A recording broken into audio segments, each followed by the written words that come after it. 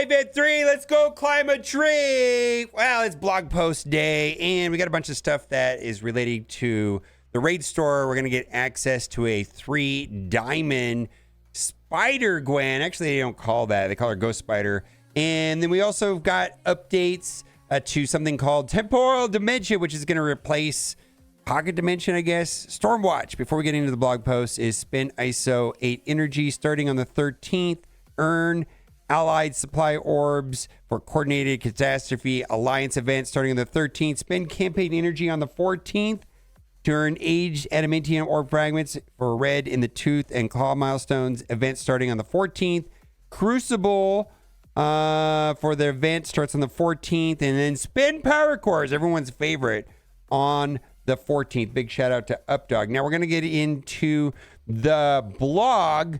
First thing on the blog post that's of interest to me is we're going to get Dokkan initial release, which will be next Friday, so 7 days from now. So they talk about that. Looks like it's going to have all the orbs and the offers that one would expect with a normal character release. Now, this is pretty important right here. Raid updates. To create a smoother raid experience for all alliances, we're updating the current reward tiers for all Ultimus, Doom, and Incursion raids to 10, 40, 70% completion. Top alliances that are able to fully complete a raid will enjoy a small increase in rewards from the new Tier 4 rewards at 100%. In addition to the above updates, higher difficulty raids will unlock at 50% completion, and first-time rewards for raids will also be available at 50% completion. This applies to all raids up to Incursion 2 raids First Strike. Incursion 2 raids will remain unchanged, and that will happen on the 15th. Now, instead of coming out with Pocket Dimension, they're going to reframe it and call it Temporal Dimension. It looks like it's okay.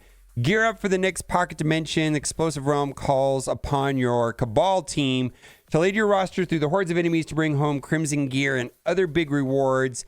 This is not a rehash of old Pocket Dimension or Dark Dimension 1. It is all new content and will challenge you to succeed, which will be discussed in the new health pack section below. That's what we need, is another currency. I am sure they're doing that because they're going to sell offers. The only reason why they would do that is to sell offers. This is a great opportunity to add major power to key teams before Old Man Logan trials arrive. So the requirement is going to be the 3 Cabal characters, Iron Patriot, Leader, and more, and they got to be at Gear Tier 14. And then this is the part a lot of people have been asking about. Your Cabal team will go it alone on some nodes, while other nodes will supply you with additional characters. But no matter the node, you only need your own Cabal characters at Gear Tier 14. Because I know one of the controversial things surrounding the Old Man Logan event is the use of Emma and Loki, and we'll have to see how that plays out. Health packs. The Pocket Dimension will use a special health pack, not dark health packs, called Temporal Health Packs to heal your characters. Keep an eye on offers. Keep an eye on your supply to stock up when necessary. This is an all-new Pocket Dimension with challenging nodes. You must strategize and sometimes make multiple attempts to defeat these nodes. So you'll need the new temporal health packs to heal your characters. And that was my general dislike of Pocket Dimension, is that it was completely forgettable. I don't remember it at all. I felt like I did auto on everything. So I guess they're going to make it harder, which is going to be good for some players and bad for others. So I'm sure there's some people that are not going to like this. Rewards. First time and time rewards can be earned for Temporal Dimension for each node, and payout rewards that can be claimed during each run. Gold, training modules, diamond orb fragments, character shards for Lizard and Photon. First run, diamond orb fragments, crimson catalyst parts, bunch of crimson pieces. Now, this is of significant importance to me, is a 3 diamond for Ghost Spider. So you think you have a reasonable chance of that, you maybe hold off on buying 1 diamond and a 2 diamond or 3 diamond on Ghost Spider. I know I've got a 2 diamond already on Ghost Spider, so it feels bad a little bit, but I'll take a 3 diamond. That's kind of a big deal.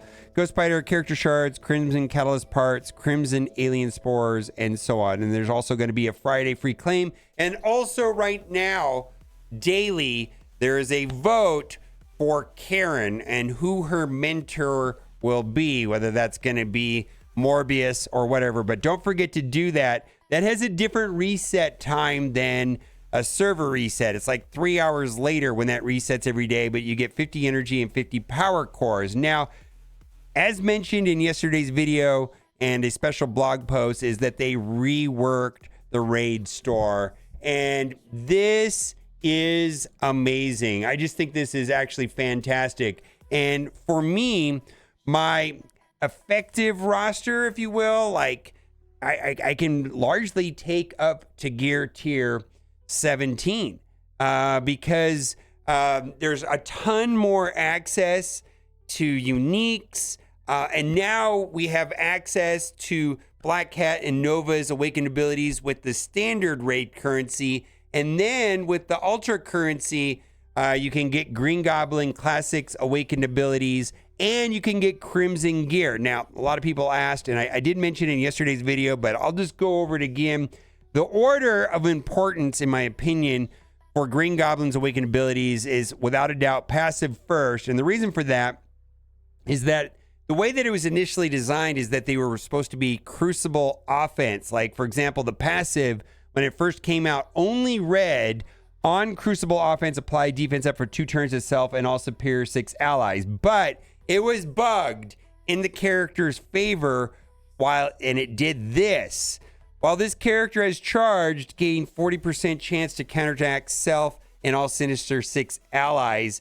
And that works everywhere, not just on Crucible offense. So this is the most important awakened ability on Green Goblin. Then in Crucible, this is just bonkers good. On Crucible offense, gain 2 charge up to a maximum of 5. And when Green Goblin Classic has charge, all kinds of fun things happen with his passive. And then his basic, I don't know if I'm gonna even bother with. It just seems like a luxury.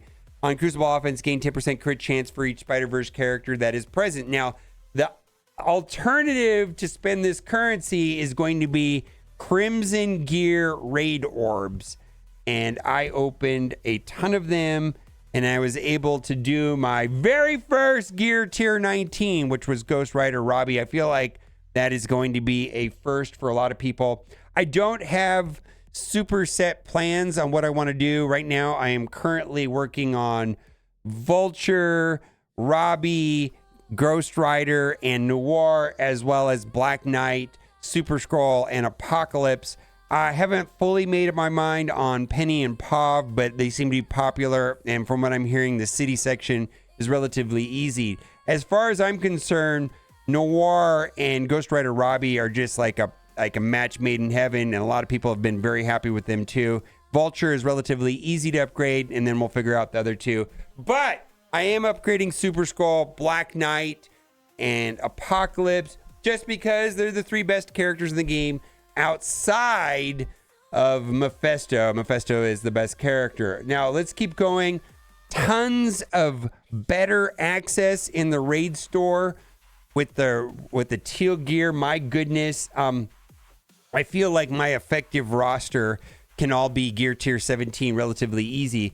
It's just like back in the day when you could finally get this, like, okay, orange gear. I have enough orange gear. I feel like there's almost enough teal gear to take all the characters that I use on a weekly basis up to gear tier 17. Still some bottlenecks for gear tier 18, but there's just much better access for these pieces than there have been in the past. Now, on the Marvel Strike Force players voice movement, they have a tracker for farmable characters, and what this is suggesting to me is that any day now we should be getting farmability. And I was actually kind of surprised that this blog post today did not mention farmability for Void Knight, Gwenom, and Red Goblin, and I would be beyond surprised if it didn't happen next week's blog post. And the way that the pattern has been working is that 4 months from release is typically when they become farmable or fountainable to meet that 6-month schedule that they've committed to. And so Void Knight is pushing the envelope of that 4-month window. Is this game just boring now? Is it just me, or the game is boring now? I understand delaying Battle World ensure smooth rollout, but everything is just so stale now. And I gotta tell you something. I've been playing a brand new account for a month now, And I remember in a video, Boylon, who also started a new account, was saying, I enjoy playing my baby account, my new player account, so much more than my main account. And I thought that was strange when I first heard him say that. But yeah, when I wake up in the morning and I'm getting around to playing, Marvel Strike Force, I usually end up playing my baby account first. There's just so much more to do. And I'm finding that my main account just doesn't have as much stuff to do specifically when Crucible and War is not running. It just feels like I don't have a lot to do. So that is what it is, but I agree with that. And then I just want to give a shout out to Black Panther on Reddit, who made custom Zemos. Oh, wait, should that be the giveaway today? Oh, I really hope you liked this video today, because if you did, you were in luck. For every single person that likes this video, you will be getting for free in your account an 18 Diamond Star Zemo. This is not a scam. I got to do that more. I always forget. People say, I always like that, giveaways and stuff like that. But this is a Lego Zemo modeled after this Marvel Strike Force. He's got the gun right there. And I guess there was another one right here. I think it's pretty cool. Let me know what you think in the comment section. And as always, thanks for watching. Keep it gaming. Bye for now.